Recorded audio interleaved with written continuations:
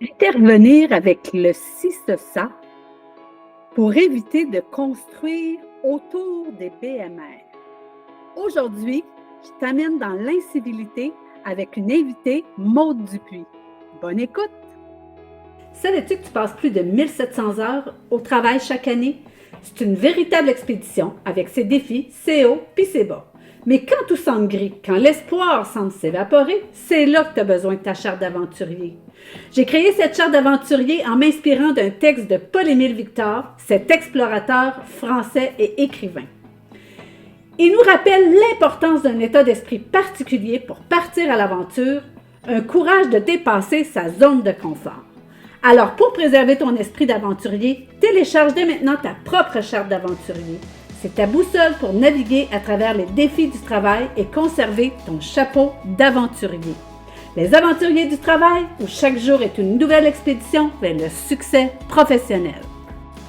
Alors, bonjour Maude, bienvenue dans le balado Les aventuriers du travail. Je vais te laisser te présenter dans un premier temps. T'es qui, toi? T'arrives d'où, toi, Maude? Merci beaucoup, Nathalie. Donc, Maude Dupuis, je suis originaire de Havre-Saint-Pierre sur la Côte-Nord, donc je suis une Acadienne. Le petit accent. Oui, c'est ça.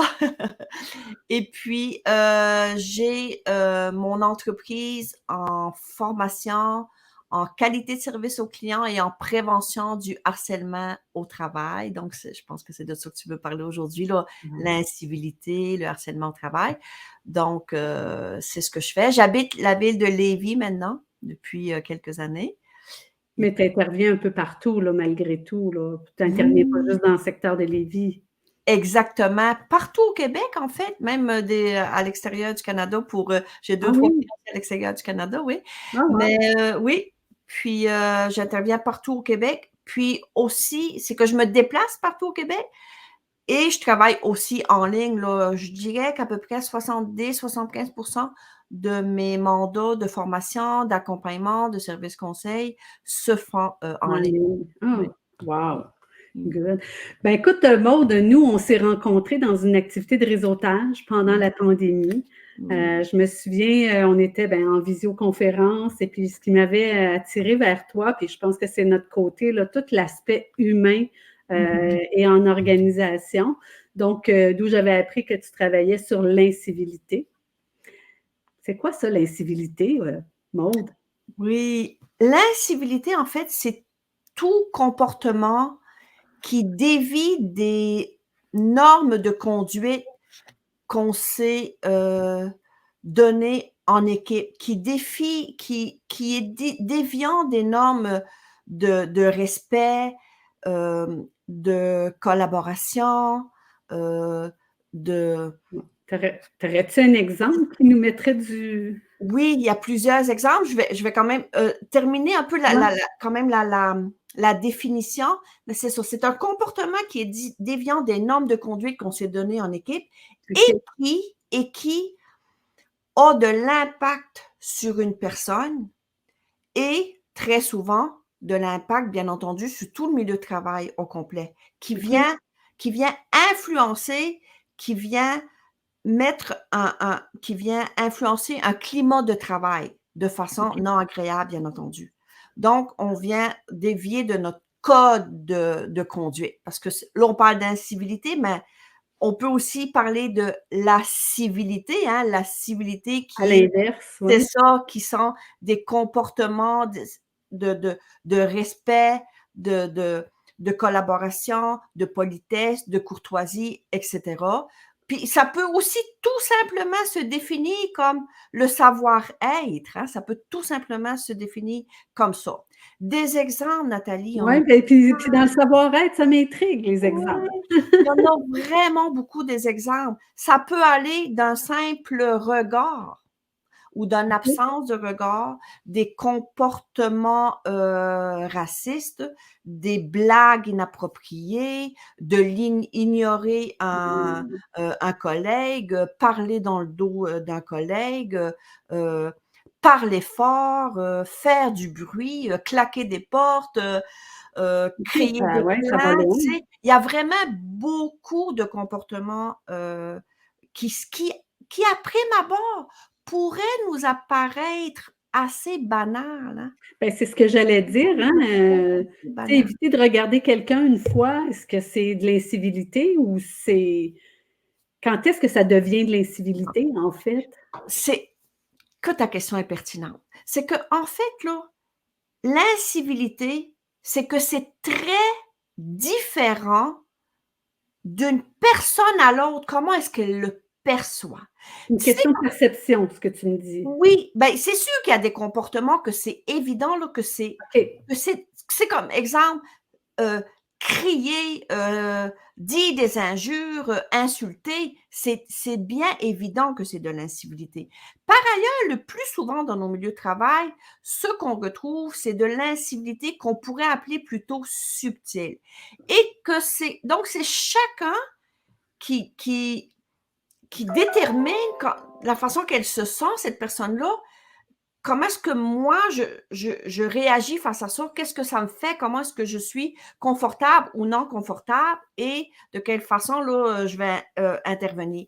Donc, l'incivilité, c'est très variable. Je peux te dire, Nathalie, exemple, là, quand je donne des formations ou des conférences ou des ateliers de travail, il y a un exercice que je fais toujours. Oui, j'aime ça. Ça, j'aime ça. Je donne des exemples de comportements. OK? Puis, dans les exemples, les personnes, il faut que ce soit comme eux autres qui soient en train d'imaginer qu'ils le vivent. OK?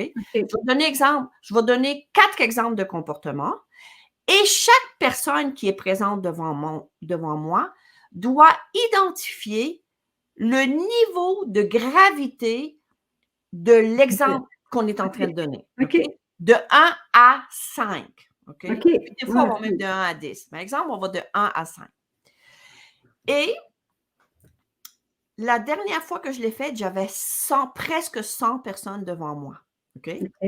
On prend 4 situations avec 5 niveaux de gravité. Donc, ça donne une possibilité de 20 réponses. Mais sur 100 participants, sais-tu de combien de...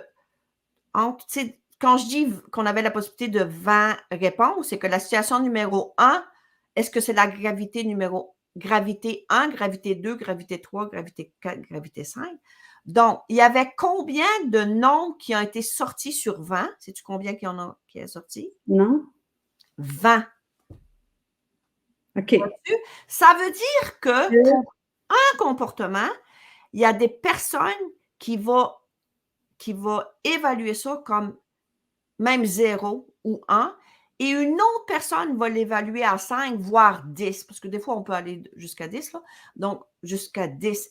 Donc, c'est très, très variable. Tu sais, je peux donner un autre exemple que je n'ai pas donné tantôt, parce qu'il y en a tellement, je dis, il y a des pages et des pages, il y a énormément d'exemples, puis beaucoup de vécus, puis c'est les gens qui nous écoutent, c'est ceux qui sont déjà en train de se mettre des choses en tête.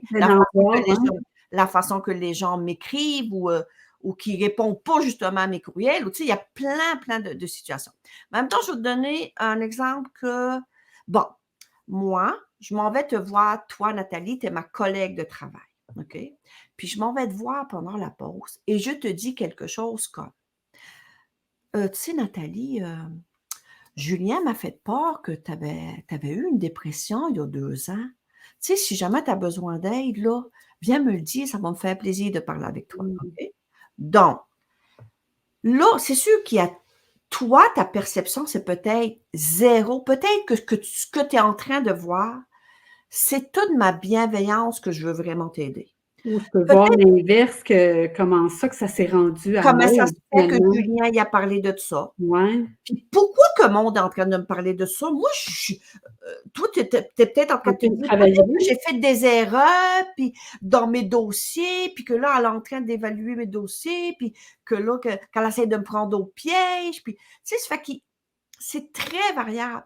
Et c'est pour ça que dans nos milieux de travail, il faut outiller chacun des individus à intervenir entre eux. Éviter les conflits avant que ça vire. Oui, puis tu me fais penser à une situation, puis je vais te la mettre sur la table, mais je me souviens d'avoir écrit un courriel. Il est 4h15, je pars vers 4h30, j'ai mes enfants à aller chercher à la garderie, donc je suis pressée, tu comprendras. Puis, par erreur, j'accroche la touche majuscule, puis là, j'écris mon texte. Là, je me rends compte, ah, mais là, je n'ai pas le temps de le réécrire et je l'envoie. Écoute, la personne, le lendemain, pourquoi tu cries après moi? Puis là, j'ai fait, oh mon Dieu, je n'avais jamais réalisé. Fait que c'est le genre de choses. Puis moi, c'était vraiment, tu vois, aucune mauvaise intention. Je suis pressée, je m'en vais, mais l'autre personne de l'autre côté l'a vraiment mal pris, là. C'est ça. Puis c'est tout à fait légitime, hein? Puis, Entièrement. Puis tu sais, comme tu dis, tu n'avais pas du tout de mauvaises intentions, hein? Puis sais-tu quoi? Très, très souvent, c'est le cas. Effectivement. Je le vois dans les conflits, oui. C'est ça. Ils partent pas avec des mauvaises intentions. Par ailleurs, ils sont pas outillés. J'ai pas de code, parce que souvent dans les organisations, on n'a pas de code de civilité, OK? Entièrement. Il y a ça. 2, c'est que la personne à qui tu as envoyé un courriel, elle a réagi, mais il y en a qui ne savent pas comment réagir. Souvent, ils vont fuir ou ils vont se fermer ou ils vont répondre avec eux-mêmes de l'incivilité. Puis c'est parce qu'entre eux autres, ils n'ont pas pris le temps, disons, la direction n'a pas pris le temps de parler de ce sujet-là, d'être accompagné de c'est quoi la meilleure façon d'intervenir si je me sens inconfortable avec le comportement d'un de mes collègues. Et souvent, même les gestionnaires, ils ne savent pas trop quoi faire avec ça. Donc, tu sais, il y a plusieurs petites affaires qu'il faut venir regarder. Et aussi, c'est que, tu sais, moi, je parle de prévention de harcèlement et de gestion efficace et positive d'incivilité dans les milieux de travail lorsque ça se présente. Et donc, quand on parle de harcèlement, c'est drôle, j'ai encore lu quelque chose aujourd'hui, quelqu'un disait ça, c'est carrément du harcèlement, quelqu'un qui avait envoyé comme 4-5 messages sans qu'elle-même, elle réponde, elle disait ça, c'est carrément du harcèlement. Dans les faits, là, ça, là, c'est pas du harcèlement, OK? Et aussi, c'est que les personnes, parce que là, on en parle de plus en plus, hein, tu sais, de prévention du harcèlement, c'est très important. Moi, ça fait quasiment 30 ans que je parle de ça. Sauf que dans les dernières années, on en parle beaucoup plus, puis bien, tant mieux. Et là, c'est que... Parce qu'il y en a plus? Je ne crois pas qu'il y en a plus. Je ne crois pas qu'il y en a plus. Non, je ne crois pas qu'il y en a plus. Sauf qu'on en prend plus conscience. Et aussi, c'est qu'avant ça, quand on se présentait dans nos milieux de travail, on se présentait et on allait gagner notre vie, puis on dénonçait moins, puis c'était comme... On laissait plus passer. Aujourd'hui, on est plus conscient de l'importance de se valoriser, d'être là pour s'épanouir. On est plus conscient de... Puis, on peut changer de job comme ça, hein? Tu sais, entièrement. Oui. Ça fait que là, ça amène vraiment plus de problèmes dans les organisations.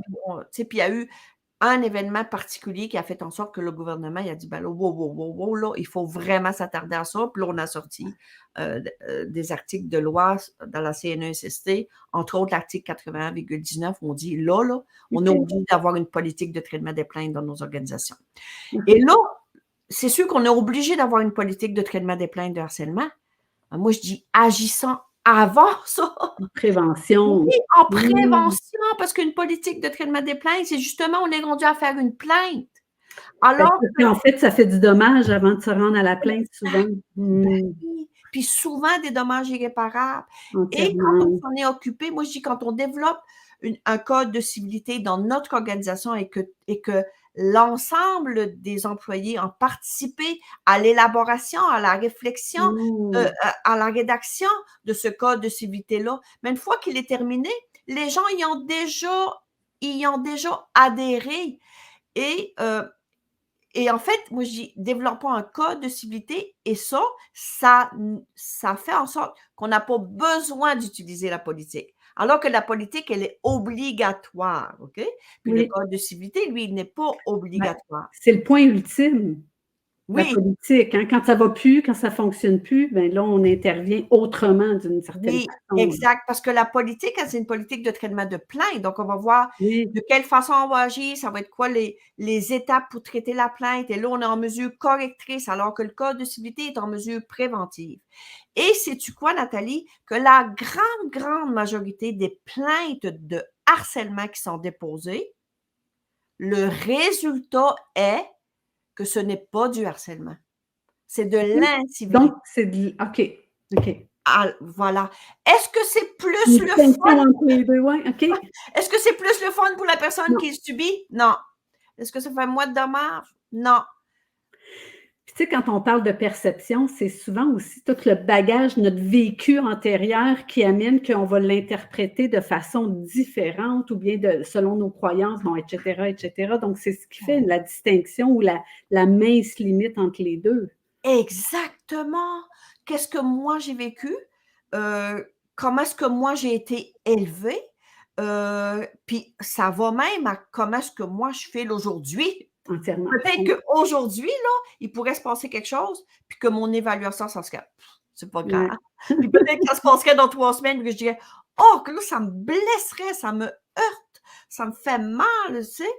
Fait que là, c'est tellement important d'apprendre à intervenir entre nous.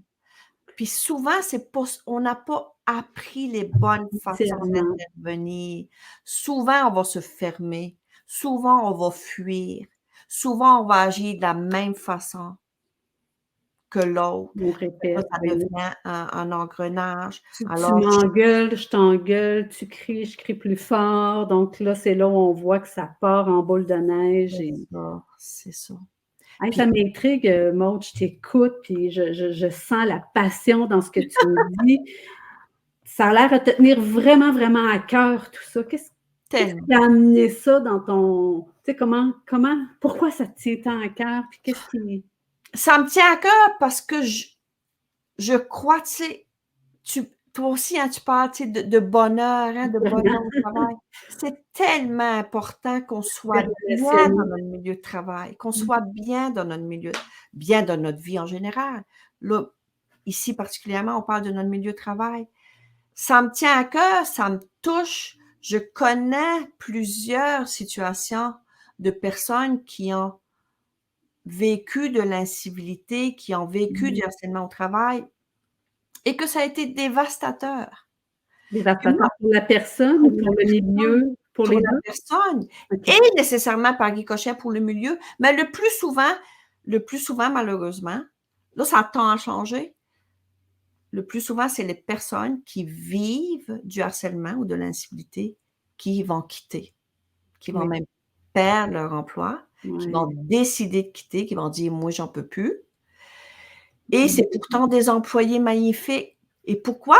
Parce qu'au niveau de la gestion, au niveau de la direction, c'est pas tant qu'on n'a pas voulu s'en occuper. Ben, j'ai lu là-dessus qu'on ne sait pas quoi faire On avec sait ça. pas quoi faire, On on ne sait sait pas. pas quoi faire et c'est pour ça que moi j'adore accompagner les gestionnaires pour qu'ils savent comment faire et ça change du tout au tout. Tu sais, ça change du tout au tout. Entièrement. Puis qu'ils savent quoi faire pour accompagner leurs employés, pour leur donner l'exemple de comment agir, comment réagir, comment Comment régler? intervenir, c'est ça, comment régler. Ça OK. ne veut pas dire qu'en bout de ligne, là, tu ne peux pas te tourner vers ta direction. Là. Il faut que tu saches que ta direction, elle est vraiment là pour t'appuyer. Sauf qu'on ne veut pas non plus qu'un gestionnaire reçoive tout le temps quelqu'un dans son bureau. Elle a mal parlé, Ouais. lui, il Ouais. me dit, tu sais, bon.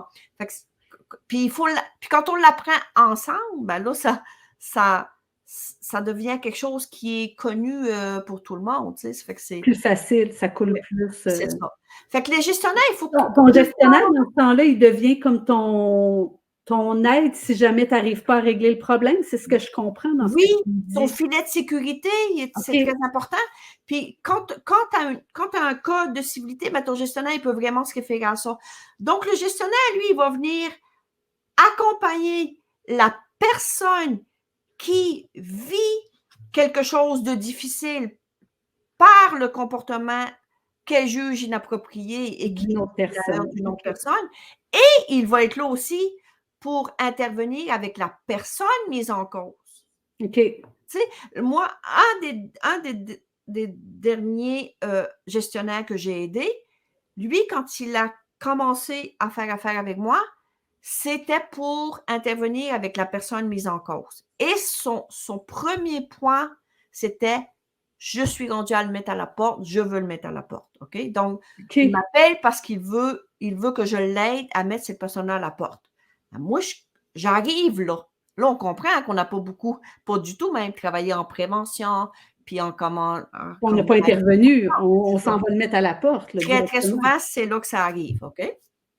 Et là, à ce moment-là, moi, je prends la situation, puis c'est sûr que je vérifie avec le gestionnaire, est-ce qu'on est d'accord pour reculer, là, pour aller voir tout, qu'est-ce qui s'est passé, avant de le mettre à la porte. Et si vous aviez le choix, est-ce que vous préféreriez que cette personne-là, elle change de comportement? Votre but, c'est-tu de faire changer le comportement ou c'est de mettre quelqu'un à la porte? Votre vrai but, OK? Et en fait, le réel but, c'est de faire changer le comportement. Et croyez-vous que c'est possible? On a fait 3 rencontres et les comportements ont totalement changé. Ouais, puis là-dessus, je te crois parce que souvent, c'est qu'on n'ose tellement pas dire. Je te donne encore une fois un exemple simple. Une personne qui me dit « Nathalie, pourquoi tu m'envoies ça de cette façon-là? Ça m'amène toute cette complication-là. » Moi, je n'avais jamais réalisé tout l'impact que ça avait. Pour moi, c'était facile, mais pour l'autre, c'était compliqué. Ça amenait un irritant pour l'autre. Donc, c'est un peu ça que tu es en train de dire. On s'en parle, on se le dit, on change nos façons de faire, puis déjà, ça glisse, là. Oui, c'est ça. Puis, tu sais, puis même, là, ce que j'aurais suggéré à la personne qui a reçu ton courriel en lettres majuscules, avant même de te demander pourquoi, il est préférable qu'elle dise qu'est-ce que elle, ça lui a fait. Et qu'elle soit préparée aussi à te demander. Je t'explique pourquoi. C'est que quand tu demandes à la personne tout de suite, exemple, pourquoi tu as fait ça, ou explique-moi, ou qu'est-ce qui se passe, c'est que cette personne-là, justement, c'est comme toi, ben, tu veux dire, ah, ben, justement, tu sais, je m'excuse, je voulais pas, tout ça, puis là, ta collègue, elle va l'accueillir, puis effectivement, elle va t'excuser, elle va te pardonner. Là. On va dire que c'était quand même... C'était banal, là, oui. C'était banal, mais ce même concept-là, là, on peut le mettre dans toutes sortes de situations. OK? Et si on demande ça à la personne tout de suite et qu'elle vient s'excuser, puis, ah, ben, tu sais, je suis fatiguée de ce temps-ci, je voulais pas te parler de même, tout ça. Puis là, ça nous convainc presque que de pas nous-mêmes ni s'exprimer sur qu'est-ce que ça nous fait. Donc, il sera préférable, ben, premièrement, moi... Ce que je comprends dans ce que tu dis, c'est que ça va comme mettre tout le tort sur une personne, mais l'autre ne dit pas comment elle l'a reçu, tu sais, l'impact que ça a eu sur elle. Donc, on est ailleurs, là. Alors que là, on disait, ben, tu sais, tu as fait ça, tu as dit ça. C'est une nuance qui est peut-être... Elle demeure tout de même très importante. Donc, oui, on va laisser la chance et on va se montrer à l'accueil, sincèrement, de la personne qui nous a heurté de venir s'exprimer. Sauf qu'il est préférable de nous s'exprimer d'abord pour ne pas qu'elle vienne mettre une barrière à mon envie, justement, de m'exprimer. Donc, moi, tu sais, la formule d'intervention, moi, je l'appelle la SICESA, le S-I-C-E-S-A. Donc, premièrement, il se passe quelque chose, silence interdit. Silence interdit, je dois m'exprimer. Je dois apprendre à m'exprimer. C'est ça ma collaboration, c'est ça ma responsabilité en tant qu'employé. Donc, ça, c'est le S. Le I pour intention annoncée. C'est-à-dire que moi, quand je vais venir te parler ou quand je vais te demander de faire une petite rencontre avec moi de 3-4 minutes parce que j'ai quelque chose à te dire, je vais te le dire. Regarde, Nathalie, j'aimerais ça te parler parce que le courriel que tu m'as envoyé hier, tu sais, j'aimerais ça revenir là-dessus. Ou bien, je peux le faire, tu sais, je peux te le dire immédiatement au début de la rencontre, mais je peux te demander une rencontre. Le C pour simplement ce qui s'est produit, ce qui mérite, ce qui me dérange, ce qui me fait du mal. OK? Le E pour effet sur moi. Quel effet que ça m'a fait? Tu sais, je me suis sentie brimée, je me suis posé la question toute la nuit si tu m'en voulais. Donc, l'effet que ça a sur moi. Et ça peut aller aussi à l'effet que ça a sur l'organisation. Ça peut aller jusque-là, c'est dépendant de Ça dépend du contexte puis de exactement. S pour solution. S pour solution et A pour avenir. Donc, comment est-ce que nous, ensemble, on va s'engager dans l'action pour l'avenir? Donc, ça, c'est Si, c'est ça. Le si, c'est ça. Moi, j'ai appelé ça le si, c'est ça. C'est ce que je propose aux gens. Tu sais, puis des fois, ça fait comme, mon Dieu, ça peut paraître comme maternel d'apprendre à intervenir. Mais sais-tu quoi? Il faut l'apprendre. Il faut l'apprendre. Puis tu l'as bien dit tantôt, on ne l'a pas appris. Puis je mettrai la citation là, en dessous de l'épisode, mais il y a un auteur, il me semble que c'est. Ah non, c'est pas lui. Mais il y a un auteur, je mettrai le nom dessous, mais qui dit que le travail d'équipe est tellement important qu'il ne comprend pas pourquoi on n'a pas fait un cours universitaire là-dessus, parce que tout l'aspect intervention, collaboration, on le fait, on apprend ça sur le tas, alors qu'on est bon dans ce qu'on fait, mais on n'a pas appris comment collaborer, travailler, intervenir avec les gens, etc. Oui, puis tu sais, c'est correct. Puis si on décide de l'apprendre, c'est pas, il faut pas être gêné de ça, il faut pas se sentir diminué. Au contraire. Au contraire. Ce qui est le fun, c'est vraiment, il faut que ce soit une équipe au complet. Tu sais, même si moi j'apprends à intervenir, je peux être gênée, je peux être mal à l'aise de venir intervenir avec toi parce qu'on l'a pas conclu ensemble. Ouais. Que chez nous, on voulait un milieu de travail comme ça, puis etc. Tu sais, quand je dis conjuguer le bonheur au travail, moi, c'est vraiment qu'on est ensemble dans le quotidien. Hein? Donc, on a-tu à bien s'entendre puis avoir du fun ensemble, puis à pouvoir s'appuyer les uns sur les autres. Oui, c'est ça. Tu sais, puis un phénomène... Oh, tu allais me poser une question? Ben, vas-y, un phénomène, je ne vais pas te couper. OK. Mais un phénomène qui se produit souvent, c'est que quand on commence à parler de ça, puis qu'on commence à parler de façon d'intervenir, puis de code de civilité, de code de conduite, le phénomène qui se passe souvent chez les gens, je ne dis pas chez tout le monde, mais quand même assez souvent, beaucoup, c'est ben là, je ne pourrais plus rien dire, je ne pourrais plus rien faire, puis là, bon, OK, je ne pourrais plus dire qu'elle a une belle robe, mais en fait, une fois qu'on l'a travaillé ensemble, on comprend qu'on ne veut pas dénaturer personne. On ne veut pas dénaturer les gens. On veut les conscientiser et surtout, concrètement, les outiller. Puis moi, quand je parle de code de civilité, code de conduite, code de bonheur au travail, on peut l'appeler comme on veut. Ce que je dis, c'est que, à la limite, pas à la limite, on peut comparer ça à, disons, le code de sécurité routière. Qui, ici, a un permis de conduire? La majorité du temps, c'est tout le monde, OK, qui sont devant nous, devant moi. Est-ce que quand j'embarque dans mon auto, est-ce que je suis stressée? Est-ce que je suis en train de me demander, je vais-tu faire mon stop? Je vais-tu passer sur le lumière rouge? Je ne suis pas stressée parce que je le connais, c'est naturel. C'est la même chose pour le code de sécurité. Tu sais que tu viens de décrocher d'une règle. C'est ça. Puis en plus, il y a quelqu'un qui me le ramène. Puis c'est correct, là, c'est pas la fin du monde. Et c'est un outil de travail merveilleux pour les gestionnaires. Merveilleux pour les gestionnaires. Sûrement. Parce qu'une fois que j'ai mon cadre, il est comme ça. ça. On sait où est-ce que je peux aller puis pas aller. Ça.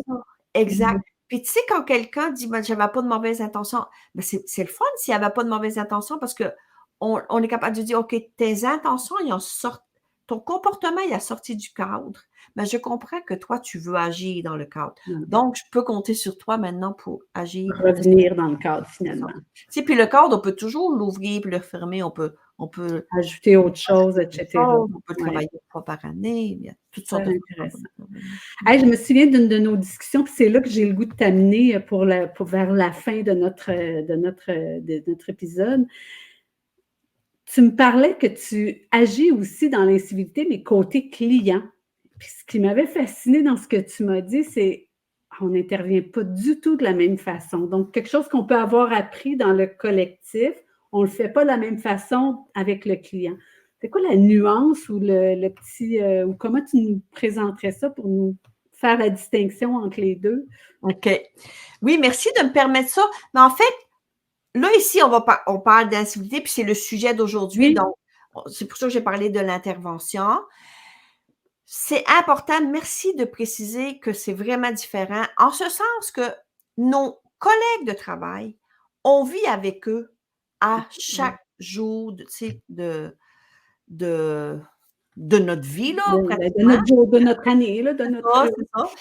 Et on l'a dit tantôt, on apprend des choses ensemble, on grandit, on a développé des On est outils en ensemble, relation on ensemble au respecte ça, quotidien. puis on respecte nos codes. Mm. Le client, lui, quand il arrive chez moi, s'il a un comportement inapproprié, et si j'agis de la même façon qu'on a appris à agir entre collègues, je suis en train, que ce soit un tant soit peu senti pour lui ou beaucoup senti pour lui, je suis en train de lui faire la morale un peu. Je suis en train de tenter de l'éduquer. Et quand je suis en train de tenter d'éduquer un client, je suis en train, de quelconque façon, de prendre le dessus sur lui. Et quand je prends le dessus sur un client, je suis en train d'ouvrir la porte vers la fin de ma relation avec lui. Et dans une relation client, je ne veux pas perdre mon client, OK? Tu veux garder la relation, donc... Je veux garder la relation. Ça ne veut pas dire que je suis en train d'accepter son comportement s'il est effectivement incivil. Ça veut dire que je comprends que ce n'est pas à moi à l'éduquer, que je comprends que je suis en serviabilité et j'ai toute une autre technique d'intervention. Je suis en accueil, en écoute, en réponse et en conclusion et j'ai une façon de respecter mes limites, respecter qui je suis, respecter mon organisation, tout en respectant le client, même dans ses comportements les plus complexes qu'il est en train de nous présenter. Ça, c'est si jamais tu veux à un moment donné parler de la façon d'intervenir avec un client difficile, on fera un autre podcast, ça va me faire très plaisir d'aller élaborer ça, qui est vraiment différent. Je comprends qu'on aurait de l'espace pour faire un autre épisode là, sur l'incivilité, mais par rapport aux clients. Oui, des comportements inappropriés. Tu sais, beaucoup de gens parlent de clients difficiles. Oui. Moi, je ne vais jamais te parler de clients difficiles. C'est un propos que je fais beaucoup d'efforts pour éliminer. Okay. Parce que quand j'accepte de travailler en qualité de service au client, quand mon travail, c'est de travailler avec des clients, je dois comprendre et je dois accepter que bien des clients n'ont pas les mêmes valeurs que moi, n'ont pas les mêmes comportements que moi, n'ont pas la même éducation que moi, donc vont me présenter des comportements qui, après m'abord, à la face même du premier comportement qui est devant moi, est inacceptable pour moi. Pour toi. Par ailleurs, lui, dans son action, il est en train de m'exprimer qui il est, lui. Et moi, quand je réussis à l'accueillir dans ce qu'il est, non pas en acceptant là, les comportements qui seraient... on juge ici inacceptable. C'est ça, c'est ça. Dans notre organisation, quand je dis ici, dans notre organisation. Oui, exactement. Donc, quand j'ai appris à gérer ça, là, on fait tellement des miracles, c'est fou, là, c'est fou. On crée sûrement une relation encore plus forte. Énormément. Et dans tous les cas que j'ai observés, traités, aidés à gérer, là, dans tous les cas, en 40 ans de formation en qualité de service aux clients, dans tous les cas complexes qui ont été présentés, le client a changé de comportement de façon incroyable et s'est excusé. Mais ça prend énormément d'humilité pour la personne qui intervient en service client. Énormément d'humilité, puis encore d'outils, puis tu sais, de façon d'intervenir différente. Il faut que je comprenne ça. Fait que merci d'avoir donné l'opportunité d'expliquer que quand même, en relation client, en relation collègue, on n'agit pas de la même façon pour être top là, en intervention, relation Fait personnelle. qu'on va voir si on fait pas un autre épisode là-dessus. Ça me ferait plaisir, en tout cas. J'ai le goût qu'on fasse comme un topo de ce qu'on vient de jaser parce que, puis juste un résumé là, de l'épisode. Puis avec ton petit outil, je vais te laisser le renommer. Mais en gros, l'incivilité, ce que j'en comprenais, c'est vraiment une question de perception. Donc, on s'invite dans l'organisation à se créer un cadre pour bien travailler, pour être capable de savoir où est-ce qu'on peut intervenir et pas intervenir. Et ce cadre-là, il n'est pas... Moi, j'ai un ami qui disait, Guy, il disait toujours, c'est un cadenas, pas un canevas. Donc, un canevas, c'est-à-dire pas un cadenas. Ah, c'est bon. C'est un enregistrement de fin de journée, on dirait. C'est bien parfait. Donc, c'est ça, de se faire un cadre.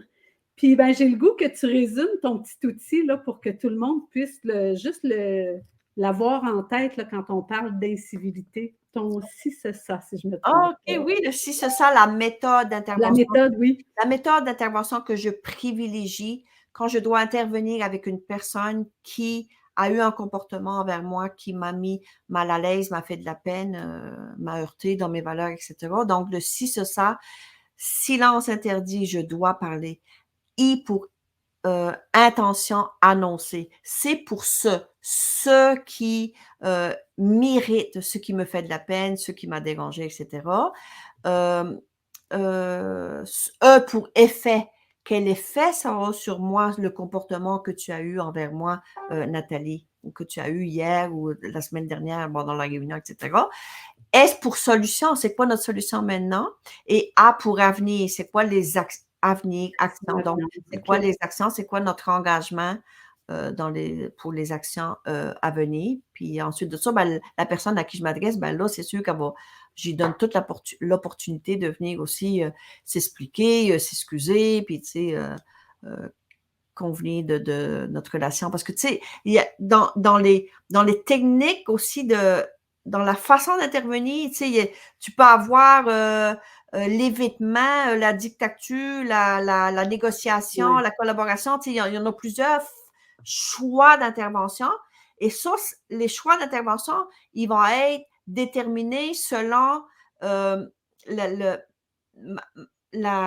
l'intérêt que je porte à ma relation, en croisé à mon besoin de m'exprimer comme individu.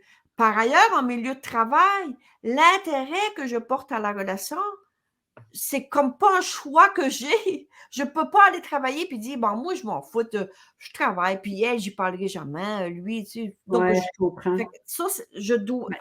La relation au travail, elle est existante. Et mon besoin de m'exprimer devient ici ma responsabilité de m'exprimer. Mais on est une micro-société, donc on a à être fonctionnel ensemble. Je te sens tellement passionnée que je pense que tu continuerais encore. Ah oui, des heures, si tu voulais. Des heures et des heures. Pour le bénéfice de nos auditeurs, en fait. On va écouter, oui. Écoute, Audrey, Maude, je suis en train de changer tous les mots. Je vais placer tes coordonnées sous l'émission. Donc, si les gens veulent te rejoindre, je pense qu'on peut te rejoindre. On va tout placer ça. Je te remercie beaucoup d'être venu aux Aventuriers du Travail. Je te remercie pour toute ta générosité, ces outils-là. J'ai le goût de dire, le petit outil, on va le résumer en bas. Donc, si les gens ont le goût là, d'en savoir plus, ben, ils vont pouvoir te lâcher un coup de fil. Donc, merci beaucoup. C'était vraiment agréable de te recevoir. Puis, en passant, ben, si vous avez le goût, dans la Charte des Aventuriers, moi, je parle tout le temps de la Charte. Ben, je pense que Maude nous a donné un bel exemple d'être porteur de lumière. Il y a des solutions à tout ça. Donc, moi, c'est vraiment ça que j'avais le goût de faire ressortir aujourd'hui. Merci encore, Maude. Merci à toi, ça me fait tellement plaisir. C'est tout pour aujourd'hui. Merci d'avoir partagé un bout de chemin avec moi. N'oublie pas de t'abonner pour ne rien manquer et de partager pour agrandir la communauté des aventuriers du travail. Maintenant, retourne avec ton esprit de conquête et ta boussole et je te dis à très bientôt.